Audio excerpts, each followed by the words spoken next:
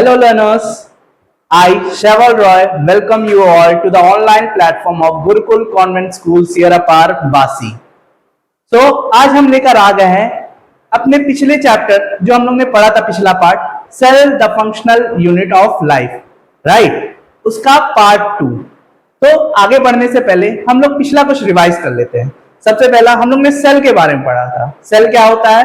एक structure and functional unit of life. फिर इसके बाद कुछ साइंटिस्ट के बारे में पढ़े थे, जैसे Robert brown, Robert Hooke, Anton von Leeuwenhoek और पर्किंजी। ठीक है, अब हम लेक्चर को आगे बढ़ाते हैं और देखते हैं कि आज हमारे पास क्या क्या है। ठीक है, सबसे पहले हम लोग आ जाते हैं। ये क्या, ये किसकी इमेज दिख रही है आपको? कुछ इमेज दिख रही है यहाँ पे? कहीं ये आपके आसपास के पड़ोसी तो नहीं है? उनकी तो इमेज नहीं मैंने लगा दी? नहीं, ऐसा नहीं है। जो आज हम लोग टॉपिक शुरू करने वाले हैं उनसे रिलेटेड ये साइंटिस्ट है। तो हमारा आज का टॉपिक क्या है? Cell theory. आखिर सेल थ्योरी होता क्या है?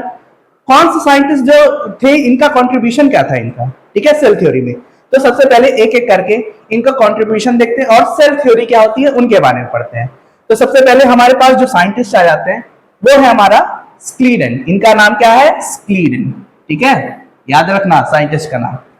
अब चलते हैं हम लोग 1838 में। यहाँ पे 1838, ये ईयर भी आपको याद रखना है। 1838 में ये क्या था? ये आपके जर्मन के बॉटनिस्ट थे। क्या है ये? जर्मन के बॉटनिस्ट। बॉटनिस्ट आपको पता है क्या होते हैं? ऐसे साइंस की ब्रांच होती है जिनमें प्लांट्स, फंगस के फंक्शनल जेनेटिक रोल के बारे में पढ़ाई करते हैं, उनको बोलते हैं बॉटनिस्ट। ठीक है, तो इन्होंने क्या किया था, इनके रोल क्या थे, आइए उनको बारे में पढ़ते हैं। तो मान लीजिए कि आपको पता है कि आपके आसपास अलग अलग वैरायटी के अलग अलग डिफरेंट प्लांट के स्पीशीज प्रेजेंट है। इन्होंने क्या किया था? अलग अलग स्पीशीज प्लांट के बारे में स्टडी किया था, उनके सेल के बारे में स्टडी किया था। ठीक है, इन्होंने क्या बोला कि जो डिफरेंट प्लांट है वो किससे मिलके बने हैं? सेल से मिलके बने हैं। ठीक है, और सेल आगे चल के क्या बनाता है? टिश्यू बनाता है। इन्होंने ये बोला था, किसने? ये स्क्लीडेन साहब ने बोला था। ठीक है, 1838 में इन्होंने बोला कि प्लांट्स जो आसपास दिख रहे हैं वो किससे मिलके बने हैं? सेल से मिलके बने हैं। और सेल आगे जाके क्या बनाता है? टिश्यू बनाता है। कौन से ईयर में? 1838 में। ये ईयर आपको याद रखना है, इनका कंट्रीब्यूशन याद रखना है और साइंटिस्ट का नेम याद रखना है। अब दूसरे साइंटिस्ट के बारे में आ जाते हैं हम लोग पढ़ने। इनका नाम है श्वान। क्या नाम है? श्वान। पूरा नाम थियोडोर श्वान। हम लोग चलते ईयर 1839। ठीक है, जैसे ये जर्मन के बॉटनिस्ट थे, ये जर्मन के जूलॉजिस्ट थे। क्या थे ये? जर्मन के जूलॉजिस्ट। जूलॉजिस्ट क्या होते हैं? ऐसी साइंस की ब्रांच, जूलॉजी ऐसी साइंस की ब्रांच होती है जिनमें हम लोग पढ़ते हैं किसके बारे में? एनिमल्स के बारे में। एनिमल के फंक्शन, इकोलॉजिकल, जेनेटिक्स के रिलेटेड में बात करते हैं। ठीक है, अब इनका रोल क्या था? क्या होता है? फॉर सपोज मान लीजिए ये कोई सेल है, ये एक सेल है। किसका? ये एक एनिमल सेल है। इन्होंने क्या किया था? एनिमल सेल के ऊपर स्टडी की थी। इन्होंने बोला कि ये जो सेल होता है ये इंक्लोज होता है एक थिन लेयर से। ठीक है, किससे इंक्लोज होता है? थिन लेयर से।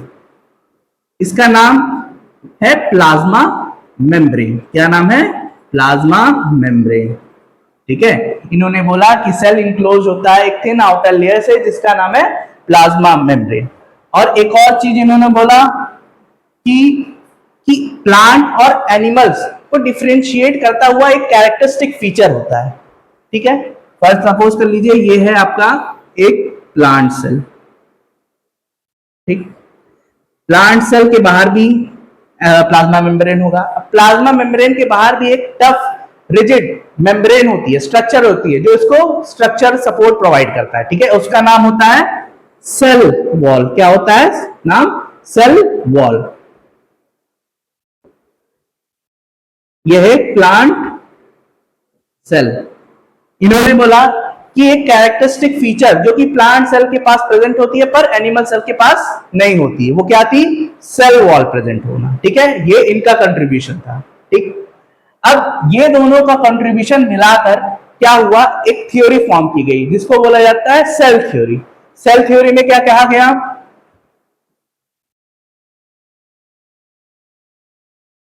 सेल थ्योरी में बोला गया कि cell is the basic fundamental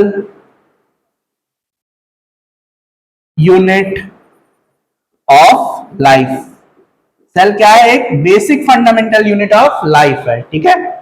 और जो एक ऑर्गेनिज्म है, ठीक है, वो किससे मिलकर बना है, सेल एंड इट्स प्रोडक्ट। एक ऑर्गेनिज्म किससे मिलकर बना होता है, सेल से मिलकर बना होता है, ठीक है। ये सेल थ्योरी में कहा गया, कौन से, जो इनके द्वारा दिया गया, ठीक है। अब सेल थ्योरी था, वो एक चीज नहीं बता पा रहा था, लैग कर रहा था एक चीज बताने में, कि जो सेल बन रहे हैं वो किससे मिलके बने होंगे, ठीक है। तो उसका सोल्यूशन, ये हमारे पास दूसरे साइंटिस्ट आ जाते हैं जिनका नाम है रुडोल्फ वर्चर। इन्होंने दिया, इन्होंने बोला कि जो अभी एग्जिस्ट कर रहे हैं नए सेल जो बन रहे हैं वो पुराने सेल से मिलके बने हुए हैं। मतलब क्या बोला इन्होंने, new cells are formed from pre existing cells, ठीक है। ये इन्होंने बोला कि new cells are form from pre existing cells. इसको लिखा गया ओमनिस सेलुला ई सेलुला, ठीक है।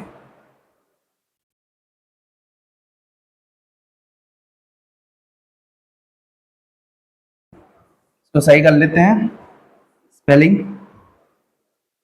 ओमनी सेलुला ई सेलुला, ठीक। अब तीनों ने जो भी दिया उसको मिलाकर मॉडर्नाइज सेल थ्योरी बनाई गई। मॉडर्नाइज सेल थ्योरी में क्या कहा गया,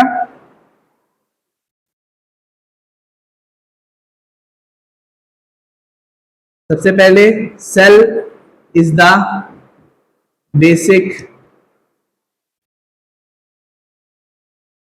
फंडामेंटल यूनिट ऑफ लाइफ। दूसरा, ऑर्गेनिज्म जो बने होते हैं cell and its product, cell और सेल के प्रोडक्ट से मिलके क्या बने होते हैं, और एक ऑर्गेनिज्म बने होते हैं। और तीसरा जो ऐड हुआ इनके द्वारा, जो कंट्रीब्यूशन दिया गया था, कि new cells are formed from pre existing cell, ठीक है। ये था मॉडर्नाइज्ड सेल थ्योरी जो इन तीनों के कंट्रीब्यूशन से बनाया गया, ठीक है। Cell theory, modernised cell theory क्या कहता है कि cell is the basic fundamental unit of life. एक ऑर्गेनिज्म सेल और सेल के प्रोडक्ट से मिलकर बने होते हैं। और तीसरा, नया सेल प्री एग्जिस्टिंग, मतलब पहले से जो एग्जिस्ट कर रहा है उससे बने होते हैं सेल, ठीक है, नए cell.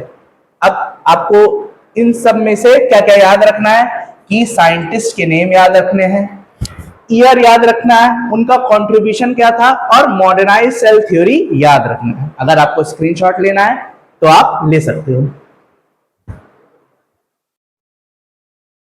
Now let's move forward to our next topic, which is prokaryotes versus eukaryotes. First of all, we are going to break down these two terms. जैसे ही हम लोग ये ब्रेक डाउन करेंगे ये टर्म्स को, हमें पता चल जाएगा कि ये प्रोकैरियोट्स क्या होते हैं और यूकैरियोट्स क्या होते हैं। सबसे पहले ये सेल्स के टाइप है, दो तरह के हमारे पास सेल्स के टाइप होते हैं, एक प्रोकैरियोटिक सेल होता है, दूसरा यूकैरियोटिक सेल होता है। किसी बेसिस के डिफरेंस पे हम लोग ने क्या किया होगा, इनको डिवाइड किया होगा। तो वो बेसिस जान लेते किस बेसिस पे डिवाइड किया गया है। अगर जैसे ही हम लोग इसके टर्म्स को हम लोग ब्रेक डाउन करेंगे, हमें पता चल जाएगा कि मेन फीचर क्या था इसको ब्रेक डाउन करने के लिए, इसको क्लासिफाई करने के लिए, राइट।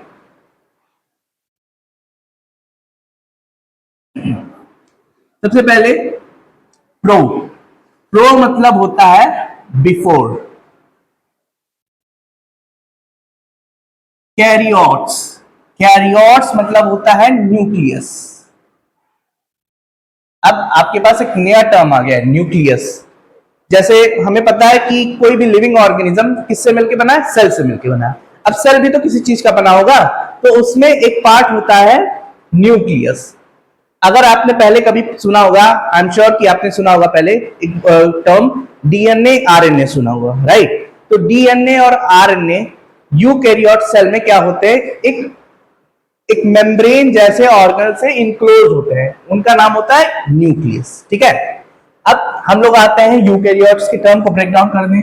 यू मतलब होता है ट्रू, यू मतलब ट्रू, कैरियोट्स मतलब न्यूक्लियस।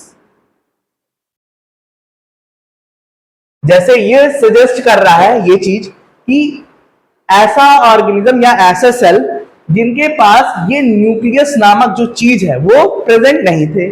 यूकैरियोट्स ऐसे ऑर्गेनिज्म या ऐसे सेल जिनके पास न्यूक्लियस प्रेजेंट थे। ये मेन बेसिक हुआ क्लासिफाई करने का सेल को प्रोकैरियोट और यूकैरियोट में। और भी कई सारे फीचर्स हैं जिसके बेसिस पे हमारे सेल क्लासिफाई हुए हैं as a prokaryotic cell and eukaryotic cell. तो हम लोग वो मेन बेसिक डिफरेंस जान लेते हैं कि किस बेसिस पे हम लोग किसी ऑर्गेनिज्म या फिर किसी सेल को बोलेंगे कि ये यूकैरियोट सेल है या प्रोकैरियोट सेल है। तो देखते हैं, सबसे पहला फीचर है हमारे पास न्यूक्लियस। जैसे मैंने अभी बताया कि प्रोकैरियोटिक सेल के पास एब्सेंट होता है न्यूक्लियस, यूकैरियोटिक सेल के पास प्रेजेंट होता है न्यूक्लियस। फिर यहाँ पे एक टर्म दिया है न्यूक्लियोइड। ये न्यूक्लियोइड क्या होता है? न्यूक्लियोइड एक ऐसा स्पेस होता है जहां पे प्रोकैरियोटिक सेल का न्यूक्लियस पड़ा हुआ होता है, ठीक है, उसको बोलते हैं हम लोग न्यूक्लियोइड। फिर दूसरा आ जाता है मेम्ब्रेन बाउंड ऑर्गेनेलिस। ऑर्गेनेलिस क्या होता है? जैसे अभी मैंने बोला कि जो सेल होता है एज सच तो होगा नहीं, किसी चीज से मिलकर बना होता है, तो उस चीजों में से एक तरह होता है जिस एक टाइप से जो होता है वो होता है ऑर्गेनेलिस, ठीक। ये ऑर्गेनेलिस हम लोग आगे चल के बात करेंगे कैसे कैसे ऑर्गेनेलिस होते हैं और ऑर्गेनेलिस क्या होता है, ठीक है। तो प्रोकैरियोटिक सेल में ये ऑर्गेनेलिस एब्सेंट होते हैं, यूकैरियोट सेल में प्रेजेंट होते हैं। दूसरा आता है डीएनए स्ट्रक्चर। डीएनए स्ट्रक्चर जो कैसा होता है, सर्कुलर होता है प्रोकैरियोट में और फ्री फ्लोटिंग होता है। मैंने बोला ना फ्री फ्लोटिंग थे, क्यों? क्योंकि उसके पास इनक्लोज करने के लिए कुछ ऐसे स्ट्रक्चर नहीं थे जिसको हम लोग न्यूक्लियस बोल रहे थे। ये है आपका जेनेटिक मटेरियल, ये है आपका इनक्लोज किया हुआ जेनेटिक मटेरियल को न्यूक्लियस, ठीक है। तो न्यूक्लियस नहीं प्रेजेंट है, इस वजह से कैसे है, ये फ्री फ्लोट कर रहे हैं, ठीक है। यूकैरियोट में लीनियर है और इनसाइड द न्यूक्लियस है। न्यूक्लियस इनसाइड द न्यूक्लियस क्यों? क्योंकि यूकैरियोट सेल में अभी मैंने बताया जब टर्म को ब्रेक डाउन किया, इनके पास न्यूक्लियस प्रेजेंट है। न्यूक्लियस क्या है? जिसके अंदर क्या इनक्लोज किया हुआ पड़ा है, डीएनए या फिर आरएनए, ठीक है। फिर दूसरा हमारे पास है cell size. Cell size prokaryotic cell का टिपिकली क्या होता है, स्मॉल होता है as compare to eukaryote cell. इसका लार्ज होता है, कितने के से कितने माइक्रोमीटर तक होता है, 0.1 से 5 माइक्रोमीटर तक, और इसका 10 to 100 माइक्रोमीटर, ठीक है। फिर ऑर्गेनिज्म टाइप, ये होते हैं यूनिसेलुलर, ये होते हैं यूनिसेलुलर और मल्टीसेलुलर दोनों हो सकते हैं। अब यूनिसेलुलर मल्टीसेलुलर क्या होता है अभी हम लोग आगे जाकर ब्रेक डाउन करेंगे, इस वर्ड को भी अब पता करेंगे कि यूनिसेलुलर ऑर्गेनिज्म किसको बोलते हैं, मल्टीसेलुलर ऑर्गेनिज्म को किसको बोलते हैं, राइट। अब हम लोग आगे बढ़ते हैं। आगे हमारे पास दिया हुआ है कि आखिर प्रोकैरियोटिक सेल और यूकैरियोटिक सेल दिखते कैसे हैं, ठीक है। यह है आपके प्रोकैरियोटिक सेल और यूकैरियोटिक सेल।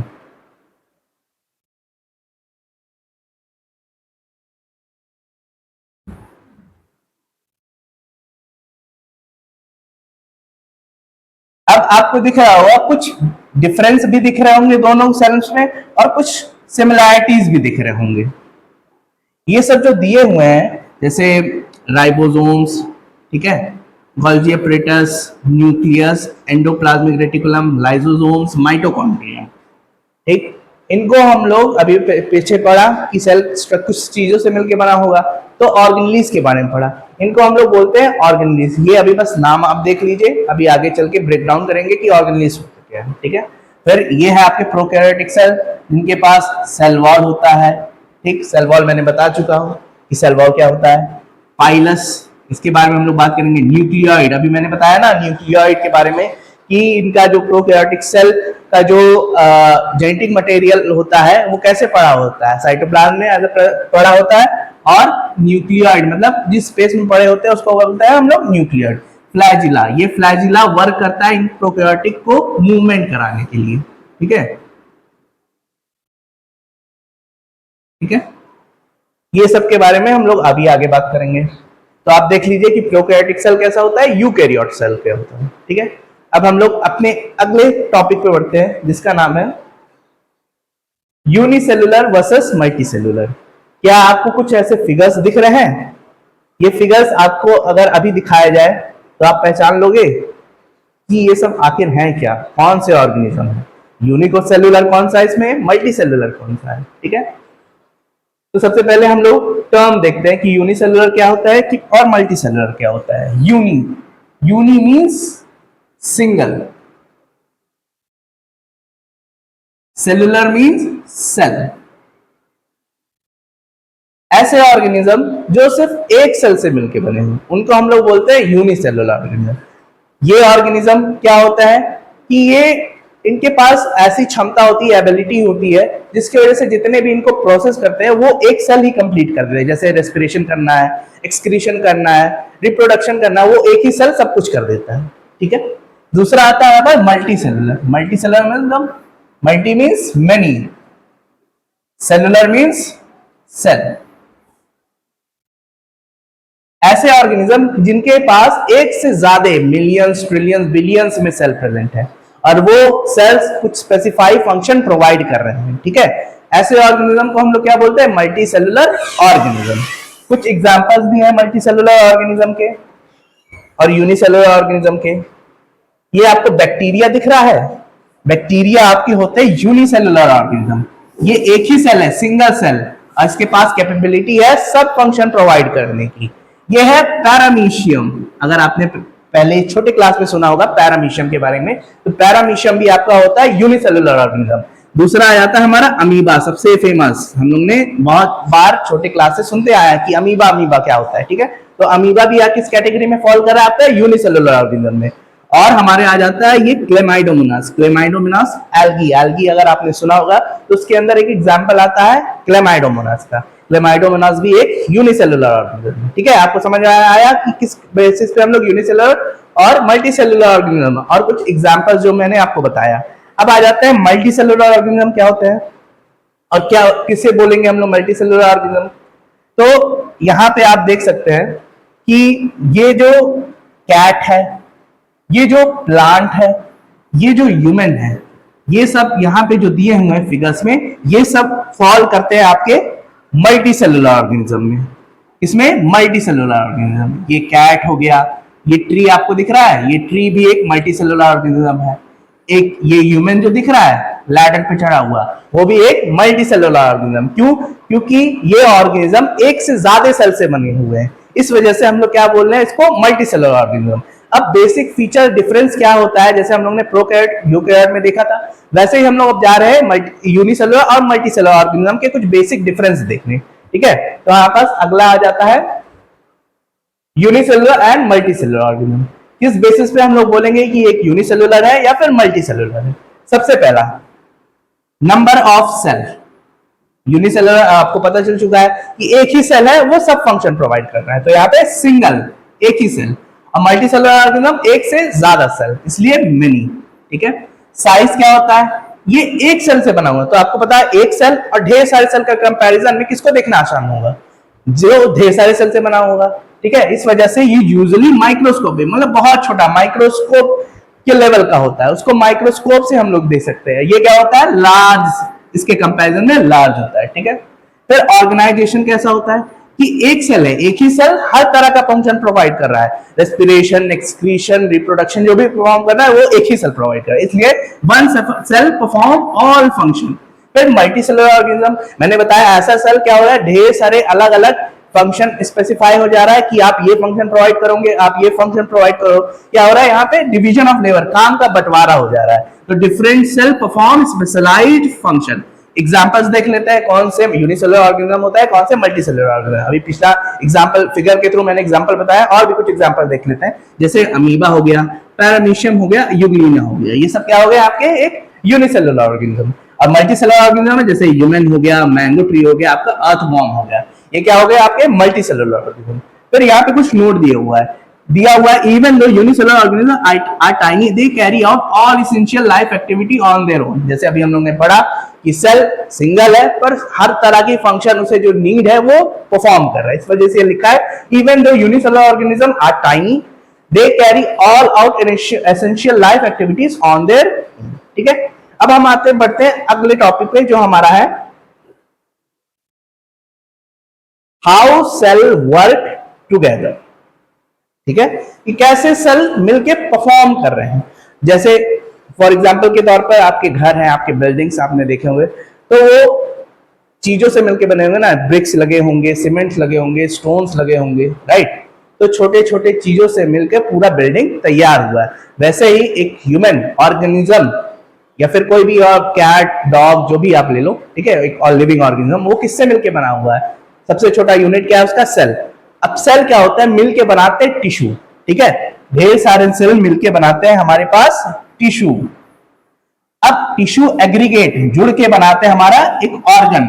जैसे ऑर्गन यहां पे दिया हुआ है आपका स्टमक, ठीक है, ये रहा आपका सेल। सेल ढेर सारे सेल मिलके बना रहे हैं टिश्यू, टिश्यू मिलके बना रहा है ऑर्गन। ठीक है, जैसे लीवर, किडनी, स्टमक या फिर कोई भी चीज आपके जो दिमाग में आ रहा है इस वक्त ऑर्गन के तौर पर, वो ऑर्गन। अब ढेर सारे ऑर्गन मिलके ऑर्गन सिस्टम बनाते हैं। जैसे अगर आपने यहाँ पे दिया हुआ है डाइजेस्टिव सिस्टम, अगर आपने डाइजेस्टिव सिस्टम के बारे में पढ़ा होगा तो हमारे पास डाइजेस्टिव सिस्टम को कंस्टिट्यूट करता हुआ क्या क्या आता है? ईसोफेगस आ जाता है, स्टमक आ जाता है, लार्ज इंटेस्टाइन आ जाता है, स्मॉल इंटेस्टाइन आ जाता है, फिर कुछ ग्लैंड्स आ जाते हैं। ठीक है, तो ये जो चीज बन रहा है, ये जो सिस्टम बन रहा है वो कैसे बन रहा है कि अलग अलग ऑर्गन्स आकर उसमें अपना सिक्रीशन या फिर फंक्शन रोल प्रोवाइड कर रहे हैं, जिसके वजह से क्या बन रहा है? एक ऑर्गन सिस्टम। अब ये ऑर्गन सिस्टम एक ह्यूमन बॉडी में एक तरह का ऑर्गन सिस्टम तो होता नहीं है, रेस्पिरेटरी सिस्टम होता है, डाइजेस्टिव सिस्टम होता है, एक्सक्रीटरी सिस्टम होता है। तो ये अलग अलग सिस्टम मिलकर एक पूरा ह्यूमन बॉडी फॉर्म कर रहे हैं, तो ऑर्गेनिज्म फॉर्म हो रहा है। तो फिर से हम लोग देख लेते हैं कि सेल से मिलके बना है टिश्यू, टिश्यू से मिलके बनेगा एक ऑर्गन, ऑर्गन से मिलके बनेगा ऑर्गन सिस्टम, ऑर्गन सिस्टम से मिलके बनेगा एक पूरा कंप्लीट ऑर्गेनिज्म, राइट। अब हम लोग बढ़ते हैं अपने अगले टॉपिक पे जो हमारा है shape and size of cell. ठीक है, जैसे फॉर एग्जांपल मान लीजिए अभी हम लोग बिल्डिंग्स का एग्जांपल ले रहे हैं, ब्रिक्स का एग्जांपल ले रहे हैं, तो आपने ब्रिक्स देखा होगा कि अलग अलग शेप साइज के होते हैं, राइट। वैसे ही जो सेल का शेप और साइज होता है वो फंक्शन के ऊपर डिपेंड करता है कि वो क्या फंक्शन प्रोवाइड कर रहा है। उस बेसिस पे सेल और शेप जो होता है, सेल का शेप एंड साइज वो क्या होता है? डिफर करता है। ठीक है, तो लिखा हुआ cell are the basic building blocks of life. हमें पता है कि cell is the fundamental unit of life, और इनका साइज और शेप क्या करता है? वेरी स्ट्रिक्टली डिटरमाइन करता है कि वो क्या स्पेसिफिक फंक्शन प्रोवाइड कर रहे हैं। ठीक है, एक ऑर्गेनिज्म में क्या फंक्शन प्रोवाइड कर रहे हैं, उस बेसिस पे उनका शेप और साइज क्या होता है? वेरी करता है, डिफर करता है। ठीक है, तो यहाँ पे कुछ एग्जांपल दिए हैं कि सेल साइज कैसा कैसा होता है। तो एक बैक्टीरिया का साइज हो सकता है 3 to 5 माइक्रोमीटर तक। ठीक है, माइक्रोमीटर 3 to 5 कितना छोटा। फिर यूकैरियोटिक सेल, अभी आपको डिफरेंस पता चल गया होगा अब तक कि यूकैरियोटिक सेल किसे बोलते हैं, प्रोकैरियोटिक सेल बोलते हैं किसे। तो बैक्टीरिया के इसके अंदर आता है, यूकैरियोटिक या प्रोकैरियोटिक? प्रोकैरियोटिक सेल के अंदर आता है। ठीक है,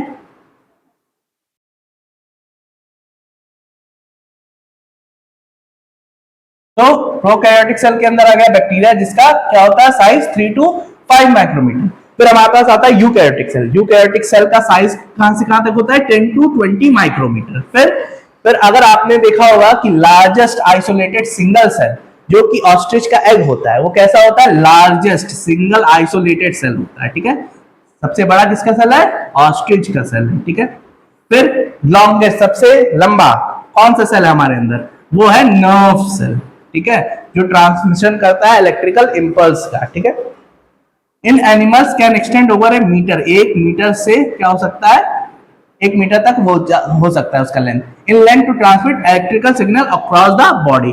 फिर हमारा आरबीसी, रेड ब्लड सेल, अगर आपने पढ़ा होगा वो कैसा होता है? वो उसका साइज क्या होता है? 7 माइक्रोमीटर होता है। ठीक है, फिर ये तो हो गया साइज के बेसिस पे डिफरेंस। शेप के बेसिस पे डिफरेंस भी होता है, जैसे दे में भी साइज शेप के बेसिस पे वो सेल कैसे हो सकते हैं? डिस्क शेप हो सकते हैं, जैसे पॉलीगोनल, कॉल्यूमिनार, क्यूबॉइड, थ्रेड लाइक, मतलब कि ऐसे हो सकते हैं, डिस्क शेप हो सकते हैं। ऐसे हो सकते हैं, ऐसे हो सकते हैं, ठीक है, पॉलीगोनल हो सकते हैं, फिर आपके ऐसे क्यूब जैसे हो सकते हैं, ठीक है, फिर ऐसे लंबे लंबे हो सकते हैं, ऐसे थ्रेड जैसे हो सकते हैं, ठीक है। तो अलग अलग तरह के शेप के क्या हो सकते हैं, सेल हो सकते हैं। ये किस बेसिस पे डिफर है, उनके फंक्शन क्या प्रोवाइड कर है। जैसे यहाँ पे व्हाइट ब्लड सेल दिया, उसका शेप अलग है, दिख रहा है, इरेगुलर शेप का है। फिर आरबीसी दिया हुआ डिस्क शेप का है, राउंड शेप के हैं। फिर बोन सेल दिए हुए हैं, फिर नर्व सेल दिए हैं, कैसे है, इलोंगेटेड लॉन्ग है, ब्रांच्ड है, ठीक है। फिर इंटेस्टाइनल सेल हुए हैं, ठीक है, ये कैसे दिए हुए हैं, आपके क्यूब जैसे दिए हुए हैं, ओवम दिए हुए हैं, ठीक है, स्पर्म सेल दिए हुए हैं। देख रहे हैं कैसे कैसे वैरी कर रहा है शेप। तो इनके बेसिस, फंक्शन के बेसिस पे क्या हुआ है, अलग अलग सेल का शेप, ठीक। फिर हम लोग आगे बढ़ते हैं अपने अगले टॉपिक पर, जो है हमारा सेल का स्ट्रक्चर। जैसे मैंने बताया कि पूरा ऑर्गेनिज्म सेल से मिलकर बना है। अब सेल भी तो किसी चीज का बना होगा, तो उसके बारे में हम लोग देखने जा रहे हैं आखिर सेल किस चीज का बना होगा। तो इस वजह से आ रहा है सेल स्ट्रक्चर। तो क्या हो रहा है कि जो ऐसा स्ट्रक्चर है जो कि जितने भी आपके आसपास सेल दिख रहे हैं उस सब में पाए जाते हैं, वो कुछ कॉमन स्ट्रक्चर होते हैं।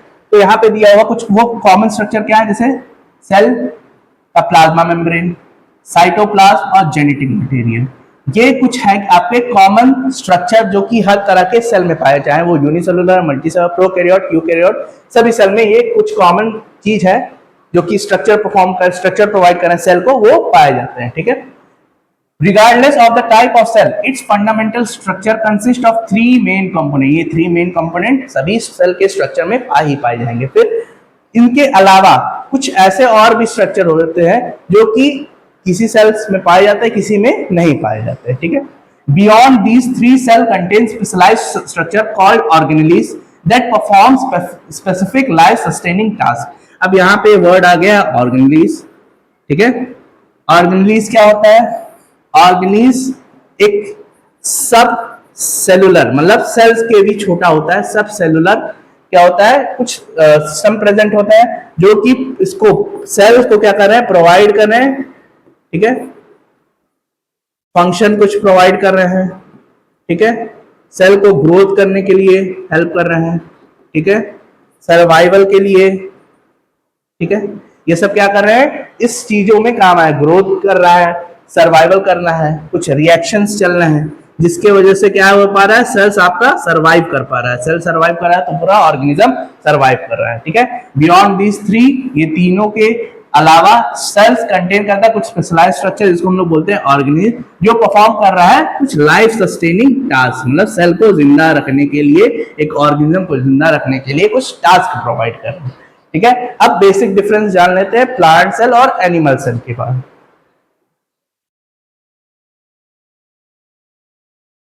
फॉर सपोज मान लीजिए कि ये आपका है एक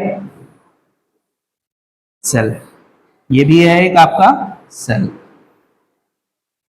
ठीक। सेल इनकैप्सुलेटेड है किससे, कल मैंने पढ़ाया था प्लाज्मा मेम्ब्रेन से। यहां भी क्या होगा, इनकैप्सुलेटेड किससे, प्लाज्मा मेम्ब्रेन से, ठीक है, प्लाज्मा मेम्ब्रेन। ये भी बना होगा किसका, प्लाज्मा मेम्ब्रेन।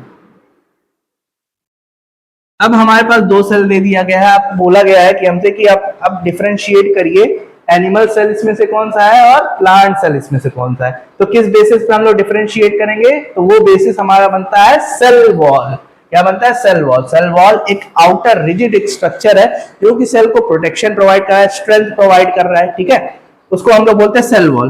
तो क्या होता है कि प्लांट सेल में सेल वॉल प्रेजेंट होता है और एनिमल सेल में सेल वॉल प्रेजेंट नहीं होता है, ठीक है।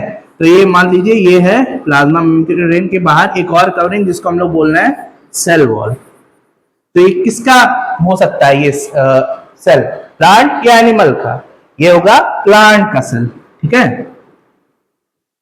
और ये लैक कर रहा है, इसके पास नहीं है सेल वॉल, तो ये किसका सेल हो गया, ये हो गया आपका एनिमल सेल। तो यहां पे वही दिया हुआ है कि प्लांट वर्सेस एनिमल सेल में क्या की फीचर्स हैं डिफरेंस के बेसिस पे,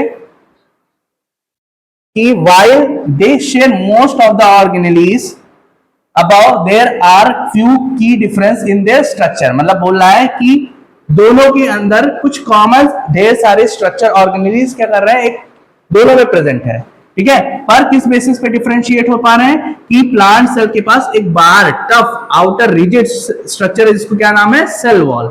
पर एनिमल सेल में वो क्या है, सेल वॉल प्रेजेंट नहीं है, do not have a cell wall, ठीक है। अब आप डिफरेंशिएट कर पाओगे कि अगर आपसे पूछा जाए कि कौन सा सेल एनिमल सेल का है, कौन सा प्लांट सेल है, ठीक है, तो किस बेसिस पे आप डिफरेंशिएट करोगे कि सेल वॉल एक के पास प्रेजेंट होगा, एक सेल वॉल नहीं प्रेजेंट होगा, ठीक है।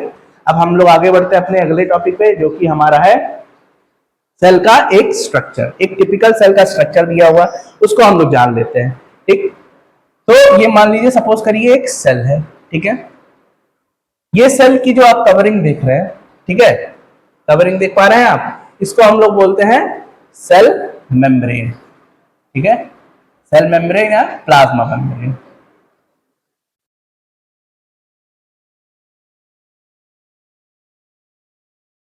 ठीक, फिर आप यहाँ पे देख पा रहे होंगे कुछ स्ट्रक्चर, मतलब यहाँ ये जो आपको दिख रहा है ब्लूइश में, ठीक है, वो एक फ्लूइड लाइक स्ट्रक्चर होता है जिसके अंदर ये जो छोटे छोटे चीज आपको दिख रहे हैं उस पर तैरते रहते हैं, उसका नाम होता है साइटोप्लाज्म। क्या नाम होता है, साइटोप्लाज्म। यहाँ पे जितने भी एक्टिविटीज परफॉर्म होती है, ठीक है, एक्टिविटीज परफॉर्म हो रही है, मेन एरिया जहाँ पे जितने भी एक्टिविटीज सेल को सर्वाइव करने के लिए परफॉर्म होनी है वो होती है, ठीक है। फिर आते हैं, आपको ये चीज दिख रहा है, ये है आपका एक न्यूक्लियस। क्या है, न्यूक्लियस।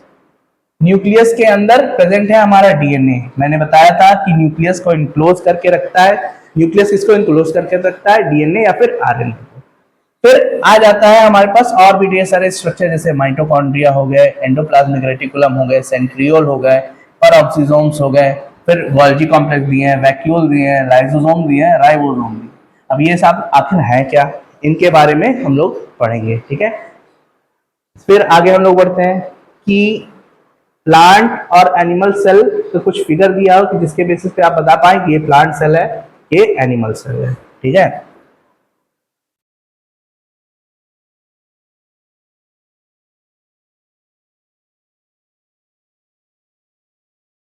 ये जो आपको स्ट्रक्चर दिख रहा है ये है आपका एक प्लांट सेल, ये दूसरा जो स्ट्रक्चर दिख रहा है ये है एनिमल सेल, ये है एनिमल सेल, ये है प्लांट सेल, ठीक है। अब कुछ कॉमन स्ट्रक्चर बताया गया था, कुछ कॉमन ऑर्गेनेलिज होते हैं जो कि दोनों में प्रेजेंट होते हैं, ठीक है।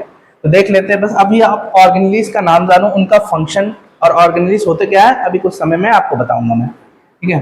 तो rough endoplasmic reticulum, smooth endoplasmic reticulum, ठीक है, rough endoplasmic reticulum, smooth endoplasmic reticulum, मिला आपको डिफरेंस, सिमिलैरिटीज आपको मिल गए। फिर गोल्जी अपरेटस, फिर यहाँ पे भी देखते हैं गोल्जी कॉम्प्लेक्स, सेम मतलब वही चीज है, ठीक है। फिर न्यूक्लियस, राइबोसोम, यहाँ भी आपका न्यूक्लियस न्यूक्लियस प्रेजेंट है, फिर राइबोसोम प्रेजेंट है, microbody, mitochondria, plasma membrane, vacuole, ठीक है। तो साइटोप्लाज्म, वैक्यूल, वैक्यूल यहाँ भी प्रेजेंट है, न्यूक्लियर मेम्ब्रेन, यहाँ भी न्यूक्लियर मेम्ब्रेन प्रेजेंट है, ठीक है। फिर माइटोकॉन्ड्रिया यहाँ भी प्रेजेंट है, प्लाज्मा मेम्ब्रेन यहाँ भी प्रेजेंट है, ठीक है। फिर कुछ ऐसे स्ट्रक्चर हैं जो कि वैरी करते हैं, मतलब जो प्लांट सेल में होते हैं एनिमल सेल में नहीं होते हैं, जैसे कि क्लोरोप्लास्ट, ठीक है, cell wall. Cell wall animal cell में लैग करता है, पर प्लांट सेल में वो सेल वॉल प्रेजेंट होता है। क्लोरोप्लास्ट, क्लोरोप्लास्ट ऐसा जगह है जहां पे फोटोसिंथेसिस हो रहा है, खाना बनाने का जो प्रोसेस होता है प्लांट में उसको क्या बोलते हैं, फोटोसिंथेसिस। कहाँ पे हो रहा है, क्लोरोप्लास्ट में। पर एनिमल सेल में ऐसा कुछ नहीं होता है, ठीक है, तो ये क्लोरोप्लास्ट लैग कर रहा है। फिर वैक्यूल, अब यहाँ पे वैक्यूल अगर आप देख पा रहे हो तो कितना ज्यादा स्पेस ऑक्यूपाई किया हुआ है, राइट। अब यहाँ पे आप देखो वैक्यूल कितना छोटे में प्रेजेंट होता है, तो एक और डिफरेंशिएट हुआ कि वैक्यूल प्लांट में बहुत लार्ज अमाउंट में क्या किया पड़ा है, स्पेस कवर किया पड़ा है, बड़े साइज का है। पर एनिमल सेल में वो छोटा होता है या फिर नेग्लिजिबल, मतलब होता ही नहीं है, ठीक है। फिर यहाँ पे और भी दिए हुए माइक्रोविलाई, लाइजोसोम, न्यूक्लियोलस, ठीक है। ये सब के बारे में अभी हम लोग पढ़ेंगे कि आखिर ये सब होते क्या है। बस आप नाम देख लो, अवेयर हो जाओ ये सब नामों से, ठीक है। फिर हम लोग आगे बढ़ते हैं अपने अगले टॉपिक पर, जो कि हमारा सेल ऑर्गेनिज। सेल ऑर्गेनिज क्या है? एक सेल के मतलब सेल जो होता है कि ढेर सारी चीजों से बना होता है। जैसे कि अभी हम लोगों ने पीछे से पढ़ा कि सेल के पास सेल वॉल होगा, प्लाज्मा मेम्ब्रेन होगा,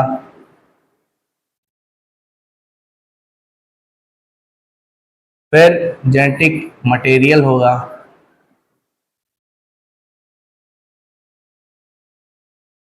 साइटोप्लाज्म होगा और ऑर्गेनेलीज होंगे, सेल ऑर्गेनेलीज। तो ये सब के बारे में तो हम लोग ने देख लिया। अब आते हैं सेल ऑर्गेनेलीज, जो सेल के स्ट्रक्चर के पार्ट्स हैं।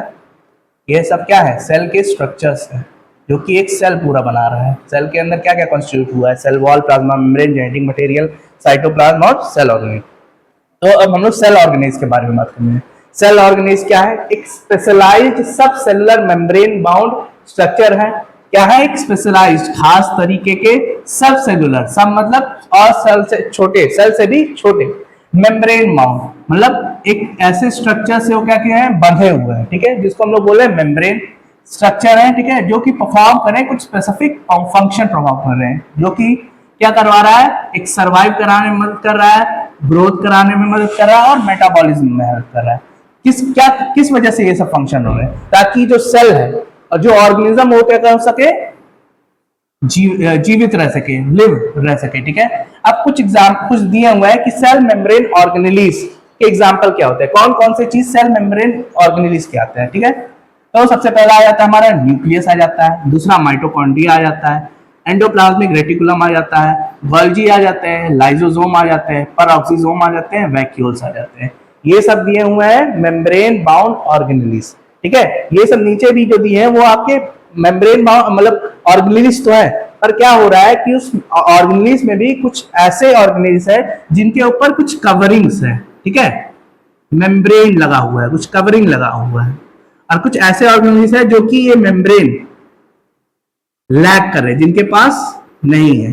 हम दोनों को बोलेंगे सेल ऑर्गेनेलीज। पर क्या हो रहा है? मेम्ब्रेन बाउंड की वजह से जो बाहर कवरिंग लगे हुए उसके बेसिस पे कुछ ऐसे हो जा रहे हैं जिनके जिस बेसिस पे दो अलग अलग चीजों में वो डिफरेंशिएट कर जा रहे हैं। कुछ में मेम्ब्रेन बाउंड होंगे, कुछ में नॉन मेम्ब्रेनस होंगे, ठीक है। तो मेम्ब्रेन बाउंड ऑर्गेनेलीज क्या कौन कौन से हैं? न्यूक्लियस हो गए, माइटोकॉन्ड्रिया हो गए, एंडोप्लाज्मिक रेटिकुलम हो गए, गोल्जी हो गए, लाइजोसोम्स हो गए, परऑक्सीसोम्स हो गए, वैक्यूल्स हो गए। और कुछ नॉन मेम्ब्रेन बाउंड ऑर्गेनेलीज के भी जान लेते हैं, जैसे राइबोसोम हो गया, सेंट्रोसोम हो गया, साइटोस्केलेटन हो गया। ये भी ऑर्गेनेलीज है, पर ये क्या लैक कर रहा है? मेम्ब्रेन लैक कर रहे हैं, इस वजह से इनको अलग रखा गया हो, ठीक है। फिर कुछ ऐसे ऑर्गेनेलीज जो कि प्लांट सेल में स्पेसिफिक है, बस प्लांट सेल में पाए जा रहे हैं, जैसे क्लोरोप्लास्ट हो गया, सेल वॉल हो गया, ठीक है। ये मतलब ये एनिमल सेल और प्लांट सेल में डिफरेंशिएट करके बोल रहा है कि ये बस किसमें पाए जा रहे हैं? प्लांट सेल में, एनिमल सेल में नहीं पाए जा रहे हैं, पर और बैक्टीरिया वगैरह में पाए जाते हैं, ठीक है। फिर लार्ज सेंट्रल वैक्यूल हो गया। अभी हम लोग ने फिगर में देखा कि उसके पास प्लांट सेल के पास बहुत ज्यादा स्पेस में क्या कवर हुआ था? वैक्यूल कवर कर रहा था। प्लांट एनिमल सेल के पास वो वैक्यूल छोटे साइज में था या फिर नेग्लिजिबल था ही नहीं, ठीक है।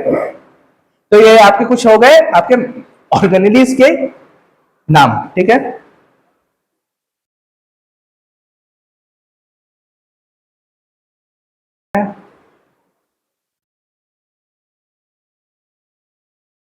बस आज के लिए इतना ही, ठीक है। फिर हम लोग आगे जब देखेंगे कि अभी जो मैंने ऑर्गेनीज बताया उनको एक एक करके हम लोग देखना है, सेल के स्ट्रक्चर जो बताया उसको एक एक करके देखना है कि आखिर ये मिलकर क्या परफॉर्म कर रहे हैं, कैसे रिएक्शन दे रहे हैं, जिसकी वजह से ये सेल पूरा क्या हो रहा है? जिंदे है, ठीक है, जिंदा है ये पूरे सेल, उसके बारे में हम लोग देखेंगे। तो तब तक के लिए थैंक यू।